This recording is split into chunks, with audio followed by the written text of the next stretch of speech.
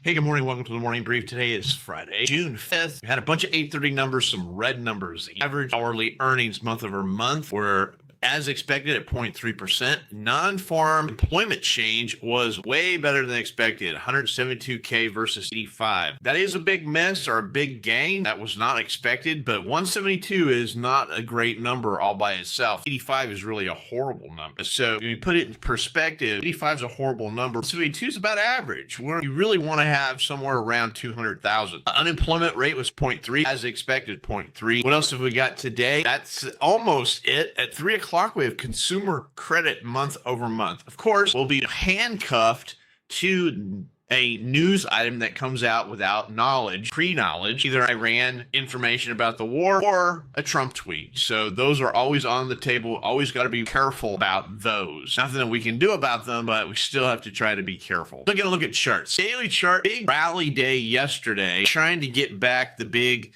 sell-off from the day before. And on the surface, it looks really good until you look at volume. Absolutely pathetic, below average volume. Even on a rally day, they cannot muster up any volume. I've been talking about this for literally weeks and weeks and weeks. We're still above the moving averages, above most of the trend lines, so it's still a bullish scenario, both short-term, medium-term, and long-term. However, the market is definitely getting overextended. You can see this little air pocket back down to the support level. It could easily materialize. We'll just have to wait and see what happens. Ugly volumes continues to be the story. Looking at the inventory, we had positive inventory on positive price action. So this is suggesting that the internals of the market are correctly operating, and I have nothing to dispute that. So it is what it is. Moving on. Looking at the overnight action, approximately 47 points. So that's better than or more than we've been expecting. Historical averages are 20 to 25. Lately, over the last few weeks, we've had in the 30s and 40s. So this is maybe just a little bit more than the new average. So there you have it. What's going on with support and resistance? We've got resistance, a good area of confluence here at 75.89, 76.10, 76.20, 76.50. If we should drop lower, we have a little bit of confluence around 75.23, 75.06. Of course, 7,500, a big number. Everybody will be watching what happens there. We break that, 74.84, 74.70. Little bit of action down here around the 64.60 area. Of course, 74.50, also a whole number, will be of interest